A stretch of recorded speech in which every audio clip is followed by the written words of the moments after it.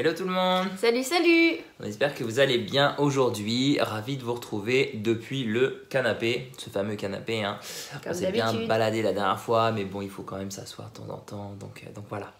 En plus, on a fait un vote sur YouTube grâce à la communauté YouTube. Je sais pas si vous l'avez tous vu, mais on a fait un petit sondage pour savoir quel type de vidéo vous préférez de façon générale et ce qui est ressorti, c'est les conseils pour vivre à Londres. Ouais. Ce qui a complètement du sens puisque c'est le but de notre chaîne. À la base quand même, hein, on va pas se le cacher, hein.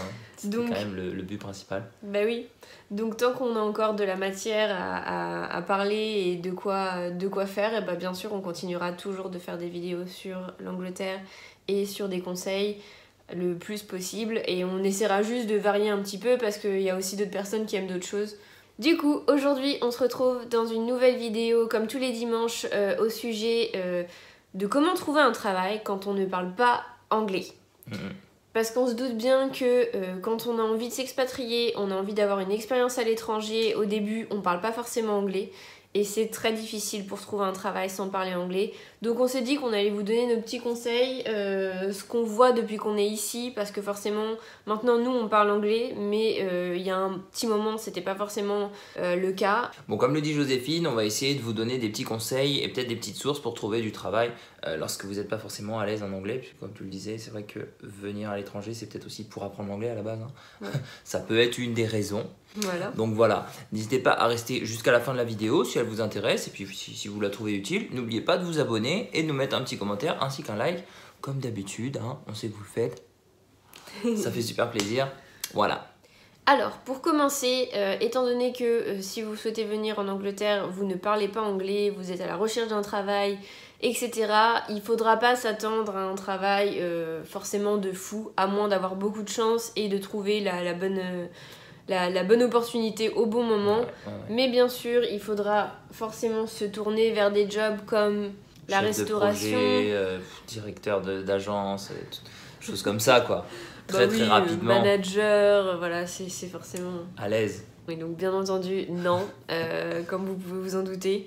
Ce sera plutôt vers des jobs dans la restauration, l'hôtellerie, mais pas que. Justement, il faut pas seulement se dire que ça sera restreint sur ça parce qu'on sait que tout le monde ne peut pas faire ça. Puis ça, c'est vraiment un cliché. Hein. Enfin, c'est vrai que c'est plus facile parce que pour plein de raisons. Trouves, en général, mais il n'y a vraiment pas que ça, comme tu dis. Il faut casser ce cliché et essayer d'élargir votre horizon.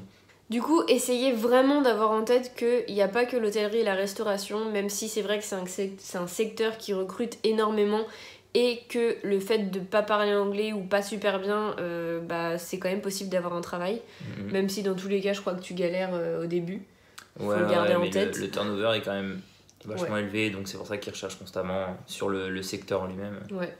Quand même en particulier à Londres, le turnover, il est vraiment important.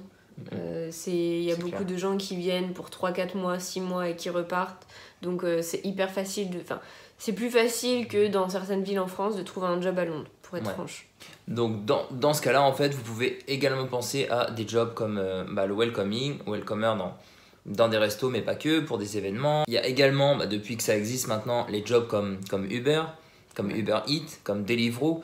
Tous ces jobs-là, franchement, vous n'avez pas besoin d'avoir un niveau d'anglais qui est très très élevé pour performer très bien. Surtout que c'est un job comme Deliveroo, plus t'en fais, mieux t'es payé. Et tu parles pas anglais pendant ton travail. Ensuite, tu as le temps d'apprendre l'anglais depuis chez toi, depuis des cours que tu suis ou autres. En plus, c'est hyper accessible.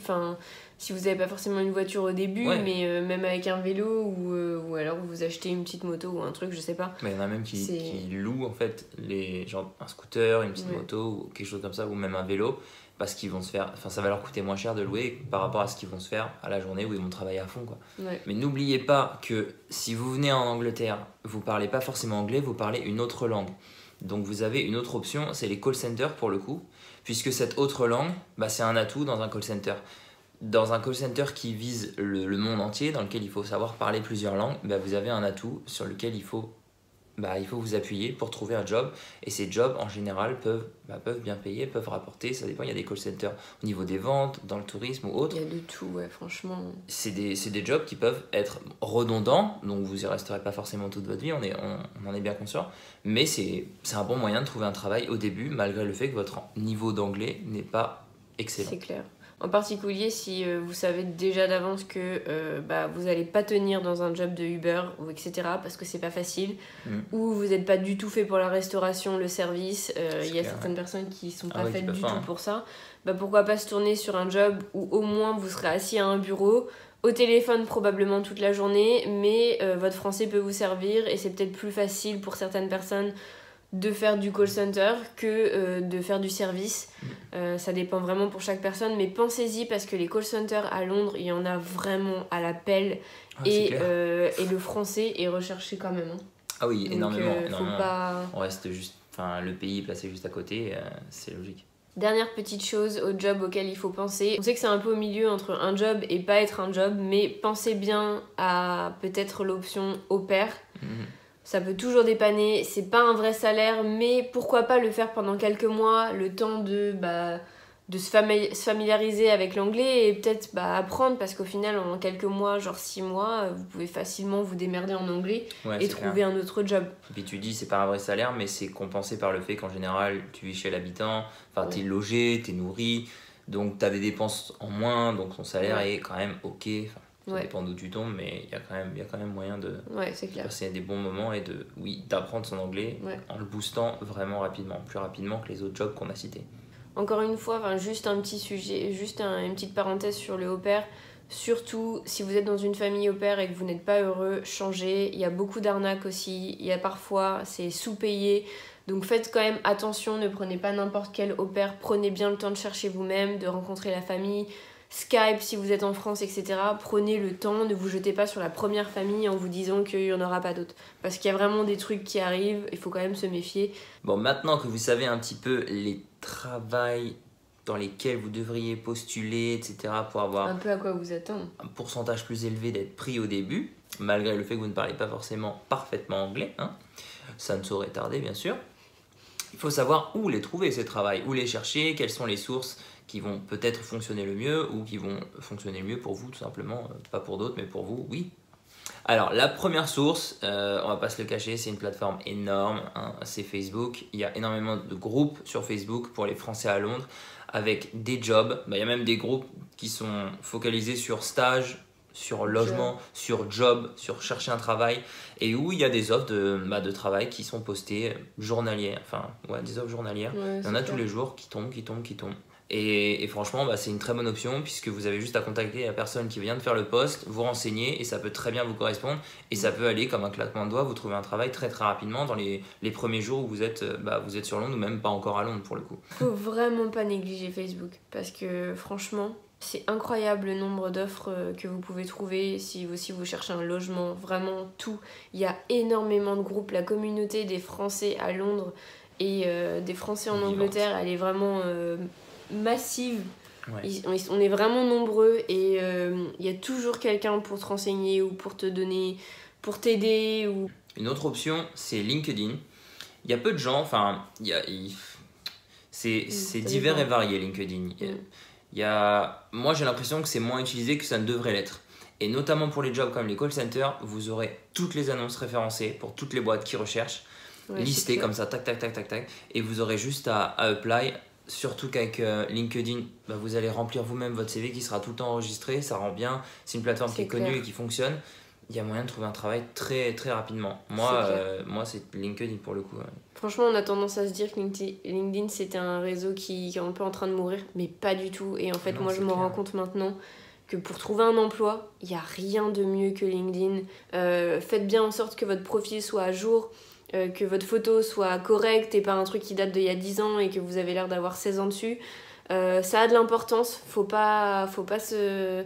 se méfier, tout a de l'importance parce que LinkedIn est devenu en lui-même un site d'offres d'emploi. Vous avez carrément, même sur l'application, la section et en plus, ça trouve directement des trucs qui peuvent vous intéresser. Franchement, c'est top. Et après, bien sûr, essayez de vous créer un réseau dès que possible. Il toutes les personnes que vous connaissez, faut les exploiter, quoi. Faut exploiter ces contacts et ça peut toujours servir. On sait jamais ce qui peut arriver. Bon, des sites spécialisés pour trouver du travail, après il y en a plein d'autres. Il n'y a pas que LinkedIn, c'est juste notre préféré.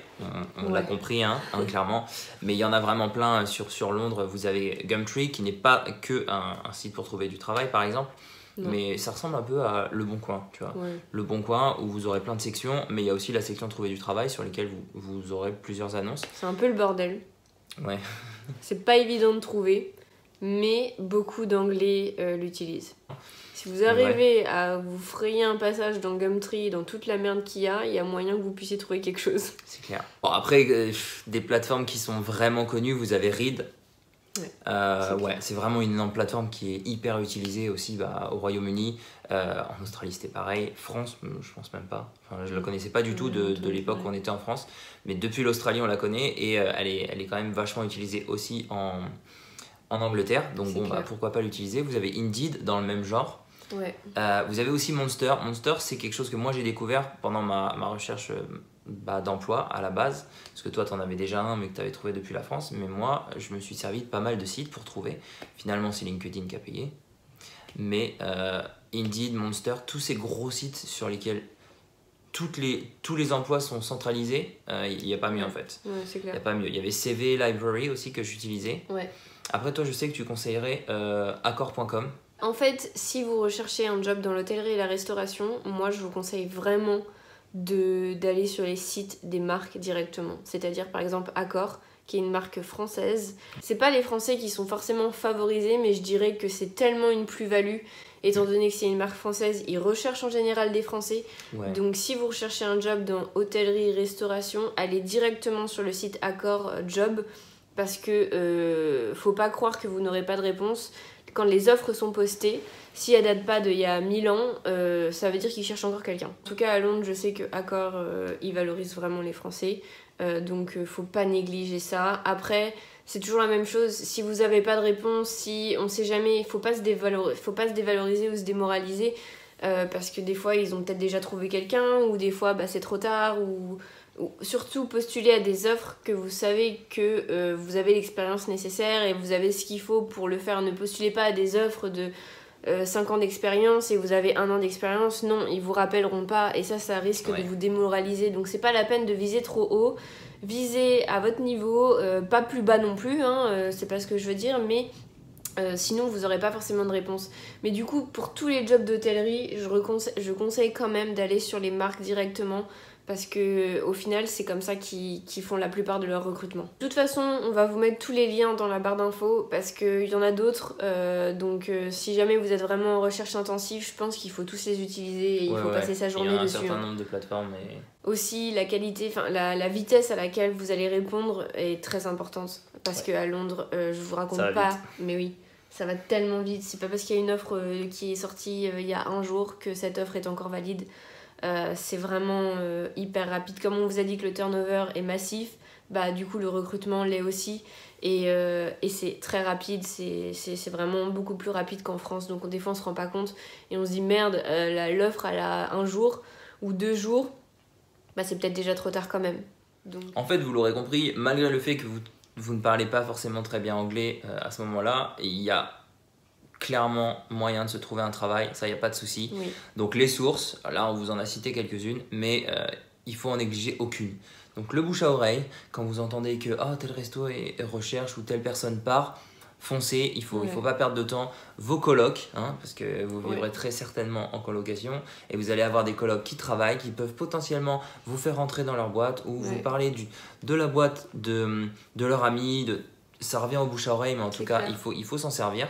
Il faut exploiter toutes les pistes en fait. Il faut vraiment être au taquet, et ça va se faire très rapidement. Parce que franchement à Londres c'est très rare que des personnes restent sans travail pendant longtemps. Quand je dis longtemps, vous pouvez rester quand même sans travail pendant 1 mois, 2 mois, c'est quand même quelque chose de possible. Ça peut quand même faire long pour certaines personnes, mais on parle pas de 6 mois là, c'est impossible. Si vous ne trouvez pas un travail sous 2 mois, c'est que soit vous êtes arrivé en juillet, en août et le recrutement pour la période d'été est déjà fait et que du coup ça va reprendre en septembre, parce qu'il y a des périodes de l'année, soit ouais, vous êtes un peu picky et vous cherchez quelque chose d'un peu différent, mais ça peut être bien d'essayer de vraiment, si vous avez du temps libre, anglais à fond, parce que c'est ce qui vous aidera pour trouver un job un peu différent au bout d'un moment. Autre source que pour moi j'ai l'impression que c'est pas trop utilisé, en tout cas je connais pas trop de gens qui m'en ont parlé, c'est les offres d'emploi que vous avez dans les job centers, parce que oui, il y a des offres d'emploi dans les job centers. Ça me fait un peu penser c'est un peu comme... Ouais, comme Pôle emploi, c'est ça que t'allais dire. Ouais, ça me fait penser à ça. Mais oui, du coup, il y a des jobs, ils ont des recensements de jobs, ils ont des contacts en fait, et ils ont une liste de jobs qui peut convenir à ceux qui arrivent dans le pays à ce moment-là, et qui peuvent très bien convenir à des gens qui n'ont pas forcément un anglais parfait. Donc il ne faut pas... Bon, du coup, on espère que cette vidéo vous aura plu, que ça aura peut-être pu vous donner des pistes, et que si jamais vous souhaitez venir à Londres ou en Angleterre et trouver un travail, au moins vous aurez peut-être des petites clés pour commencer, mais surtout, si vous avez besoin de quelque chose, si vous avez des questions, si vous êtes un peu perdu et qu'on peut vous renseigner un peu plus, n'hésitez pas à nous contacter dans les commentaires, parce qu'on finit toujours par répondre. On peut pas vous trouver un travail pour vous, mais peut-être que si vous arrivez à telle date, vous avez je sais pas, des questions, il y a un truc que vous comprenez pas, n'hésitez pas à nous demander, parce qu'on sera super content de vous aider si c'est possible. Donc surtout n'hésitez pas à commenter en dessous, et si la vidéo vous a plu également, et à vous abonner, parce que la chaîne grandit un petit peu plus et de jour en jour, et on est quand même super content, franchement, il n'y a pas à dire. C'est quand même un de nos achievements dont on est vraiment fiers au quotidien. Ouais. Peut-être que c'est rien pour la plupart des gens, mais nous on est quand même hyper contents, c'est clair. Et on s'en fout de ce que les gens pensent. Voilà, on espère que cette vidéo vous aura plu, et on se retrouve la semaine prochaine pour une autre vidéo comme tous les dimanches. Salut tout le monde. À bientôt. Plein de bisous. Bye bye. Bye bye.